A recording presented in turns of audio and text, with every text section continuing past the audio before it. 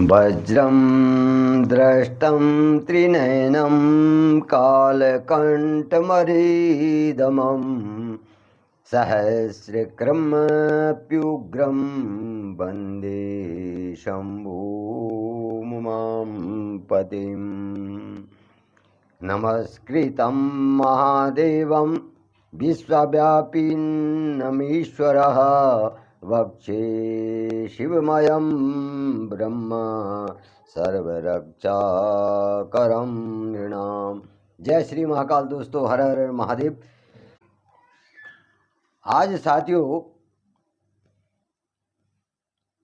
गुण निधि को मोक्ष किस प्रकार से मिलता है, कल मैंने आपके सामने गुण निधि जब कुसंगति में पड़ जाता है, व्यभिचारी हो जाता है और जुआरी हो जाता है, अपने पिता की अंगूठी चुरा करके, घर का सामान चुरा करके सब जुए में हार जाता है, तो उसके पिता क्या करते हैं कि गुण निधि को और गुण निधि की माता को घर से निकाल देते हैं और दूसरा विवाह कर देते हैं।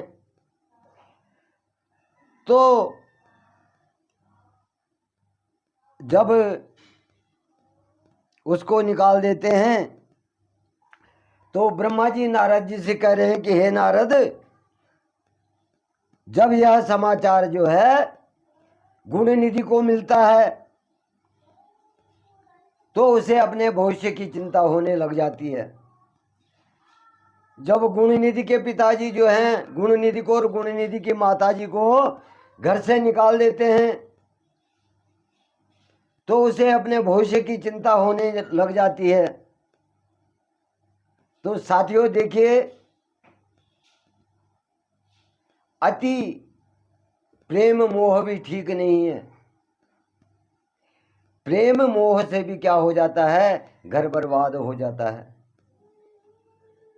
क्योंकि गुण निधि की माता को जो है गुण निधि से अति प्रेम था और गुण निधि की गलतियों को उनकी माताजी, गुण निधि की माताजी जो हैं गुण निधि के पिताजी से छुपाती थी, और जब गुण निधि के अवगुणों को छुपाती थी तो क्या हो गया, गुण निधि जो है गलत विचारों में चला गया, गलत संगतियों में चला गया और बर्बाद हो गया, घर भी बर्बाद कर दिया, अपनी माताजी को भी कष्ट में डाल दिया।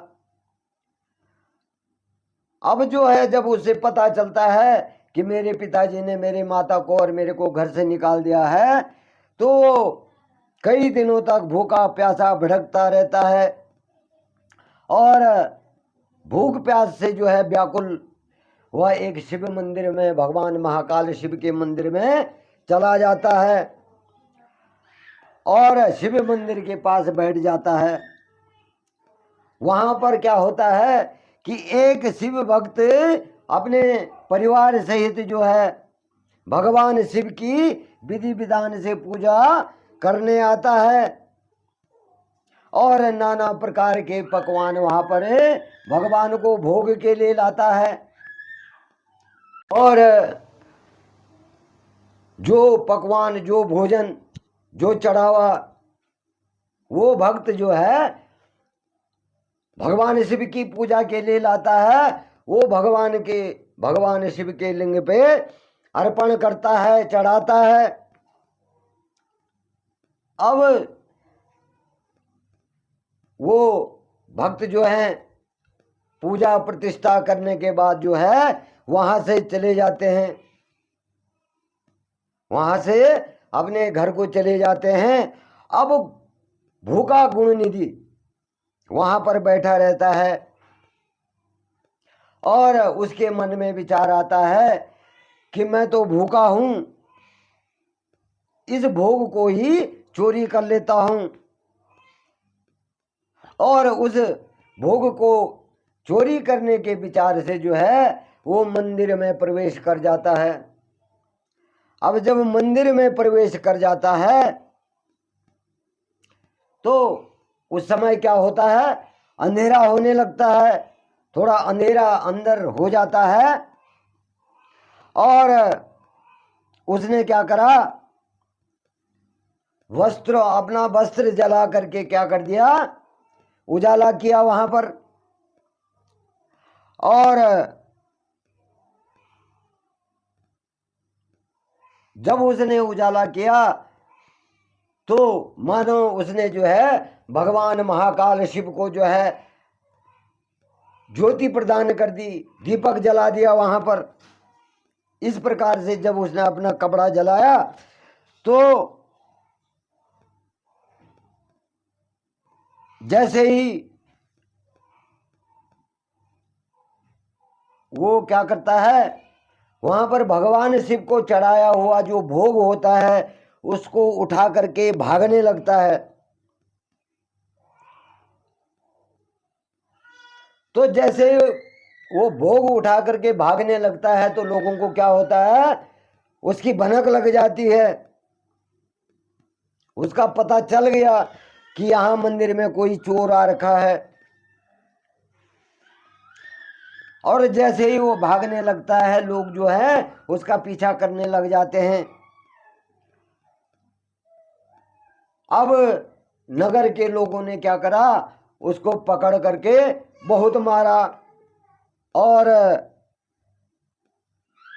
उसे मार करके उसका शरीर जो है क्षीण हो गया। उसका शरीर उस मार को नहीं झेल पाया और उसकी क्या हो जाती है, मृत्यु हो जाती है। उसके प्राण पखेरु उड़ जाते हैं और उसके कुकर्मों के कारण जो है यमदूत उसको बांध करके ले जा रहे होते हैं। और जैसे ही यमदूत वहां ले जा रहे, अब यमलोक में ले जा रहे होते हैं तो तभी भगवान शिव के पार्षद क्या करते हैं, वहां पहुंच जाते हैं। भगवान शिव के पार्षद क्या होते हैं, वहां पहुंच जाते हैं और गुण निधि को क्या करते हैं, यमदूतों के पास से मुक्त कर देते हैं, यमदूतों के बंधन से मुक्त कर देते हैं।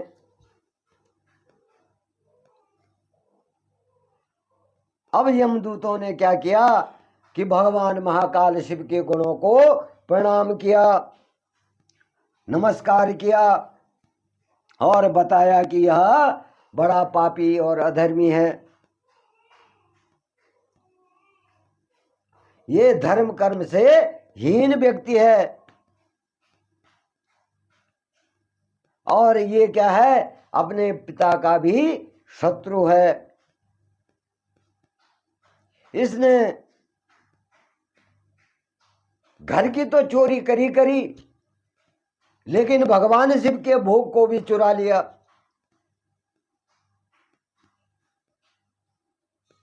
और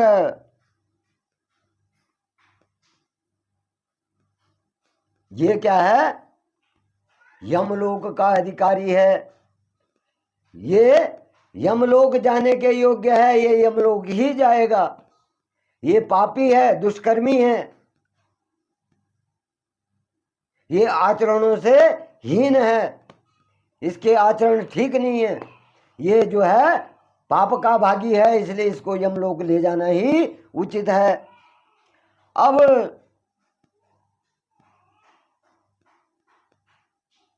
जब यमराज के दूत शिव गणों से इस प्रकार से कहते हैं तो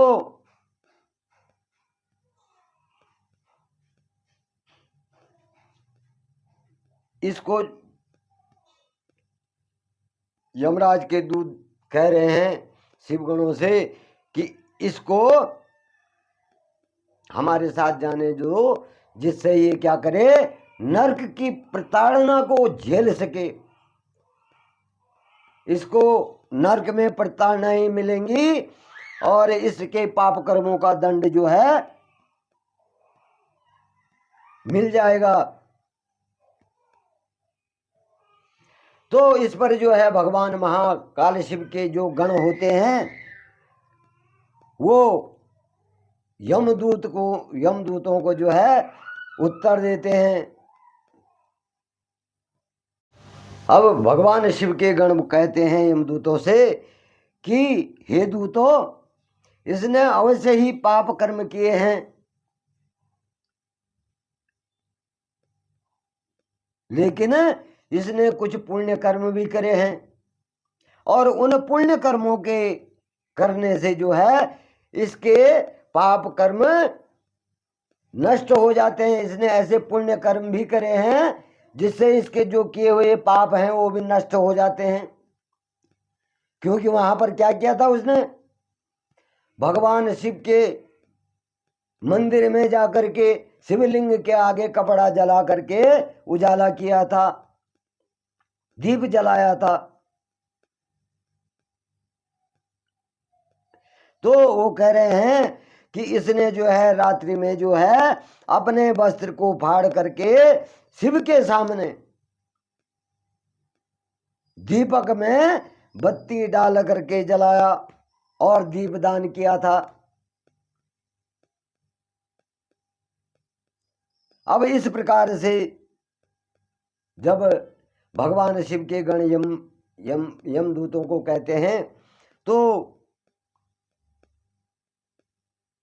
कि इसने जो है दीपदान किया और इसने अपने पिता के श्रीमुख से जो है मंदिर के बाहर बैठ करके शिव गुणों का को भी सुना था, शिव भगवान शिव के भजन भी सुने थे। जब इसके पिताजी क्या कर रहे थे, शिव मंदिर में जो है पूजन कर रहे थे, शिव के गुणों को बखान कर रहे थे, तो इसने अपने पिता के मुख से, श्री मुख से जो है भगवान शिव के गुणों को भी सुना था। और इसने ऐसे ही जो है अनेक धर्म कर्म इसने किए हैं, इसलिए जो है इसके पाप समाप्त हो जाते हैं। इसने क्या किया है, कई दिनों से भूखा रह करके व्रत किया है, उपवास किया है और शिव दर्शन और शिव पूजन जो है अनेक बार किया है। इसलिए हमारे साथ इसको शिवलोक जाने दें। ये जो है शिवलोक जाएगा। देखिए कितना भगवान महाकाल शिव कैसे प्रसन्न हो जाते हैं। उसने तो अपनी चोरी करने की वजह से जो है अपना कपड़ा फाड़ करके उसमें आग लगा करके उजाला किया था, लेकिन भगवान महादेव तब भी प्रसन्न हो गए, क्योंकि रात्रि में उसने जो है भगवान शिव के मंदिर में उजाला किया था। तो वो ज्योति मानी गई अपने वस्त्र दान से, अपने वस्त्र से जो है ज्योति जलाई थी, तो वस्त्र दान, दीप दान माना गया। अब इस प्रकार से जो है भगवान महाकाल शिव के गण जो है यमदूतों को कहते हैं कि हे यमदूतों, कृपा करके आप जो है अपने स्थान को लौट जाए। इसके जब संपूर्ण पाप नष्ट हो जाएंगे तो भगवान शिव की कृपा से यह क्या होगा, कलिंग देश का राजा बनेगा। इसने भगवान शिव की भक्ति कर ली है, दीपदान कर लिया है, भगवान के भजनों को सुन लिया है, तो इसके पाप सारे नष्ट हो गए। अब भगवान शिव की कृपा से क्या होगा, ये कुछ दिन जो है शिवलोक में रहेगा, शिव धाम में रहेगा, और उसके बाद समय आने पर भगवान शिव की कृपा से ये क्या हो जाएगा, कलिंग देश का राजा हो जाएगा।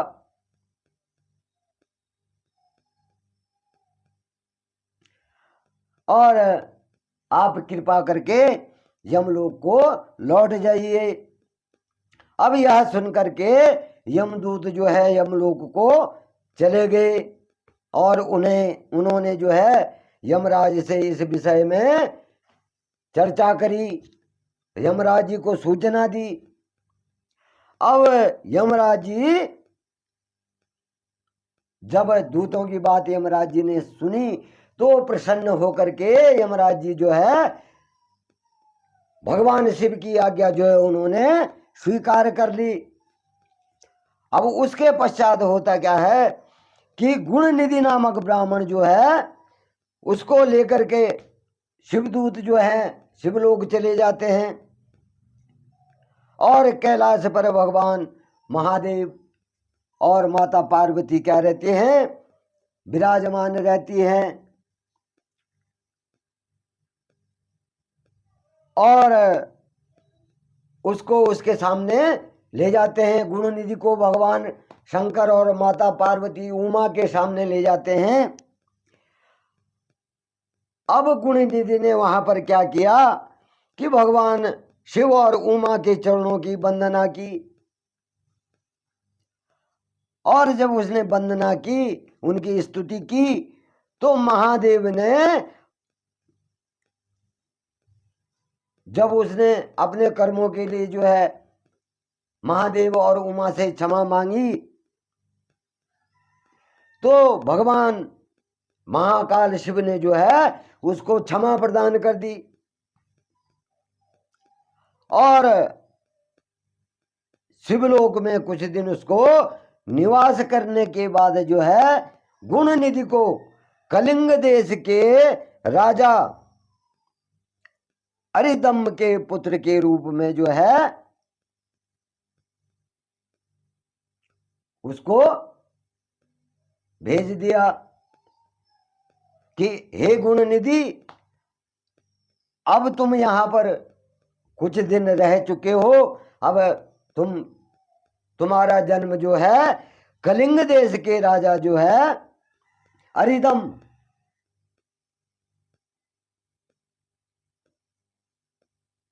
उनके पुत्र के रूप में तुम्हें जाना होगा।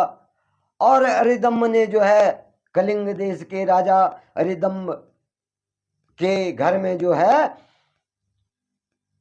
जन्म पुत्र रूप में जन्म ले लिया और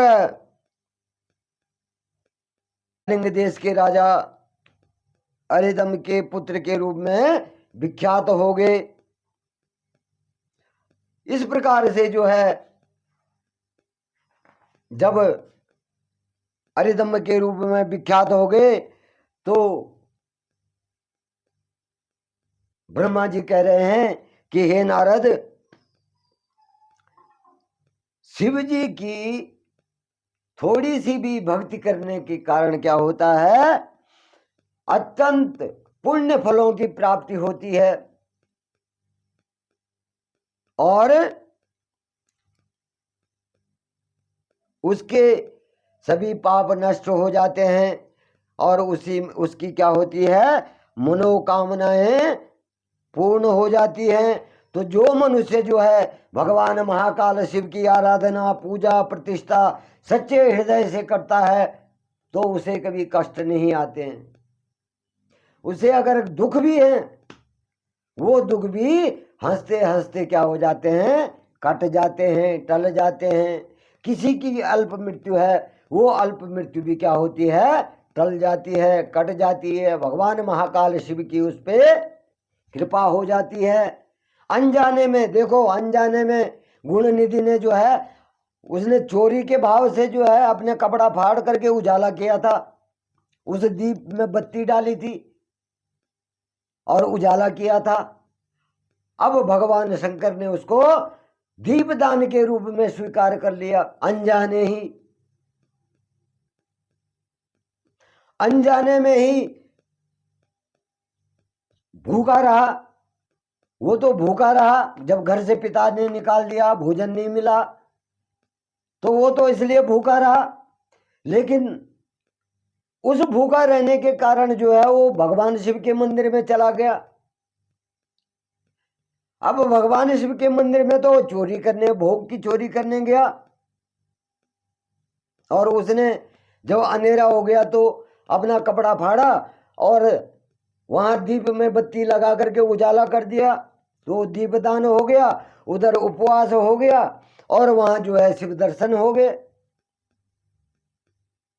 तो अनजाने में ही तीनों कार्य हो गए। तो उसके क्या हो गए, सारे पाप नष्ट हो गए। और वो कहां पैदा हो गया, राजा के घर में राजकुमार के रूप में जन्म ले लिया। तो साथियों, भगवान महाकाल शिव देवताओं के देवता हैं, दानियों के दानी हैं, और भक्तों के, अपने भक्तों के सबसे प्रिय हैं, और अपने भक्तों को भी प्रेम करने वाले हैं। भक्त भी जो हैं भगवान को प्रेम करते हैं, और भगवान भी जो हैं अपने भक्तों को प्रेम करते हैं। तो जय श्री महाकाल साथियों, हर हर महादेव। आज मैं यहीं पर अपनी वाणी को विराम देता हूँ। भगवान महाकाल शिव की कृपा आप लोगों पे बनी रहे, आप लोगों के परिवार में सुख सौभाग्य बना रहे। अब कल मैं आपको, देखिए, उस गुणनिधि ने राजा के घर में जन्म तो पुत्र के रूप में ले लिया, लेकिन अब भगवान महाकाल शिव क्या करते हैं, उसको कुबेर का पद दे देते हैं। तो कैसे प्राप्त होता है कुबेर का पद, इसकी कथा मैं आप लोगों के सामने कल रखूंगा। जय श्री महाकाल।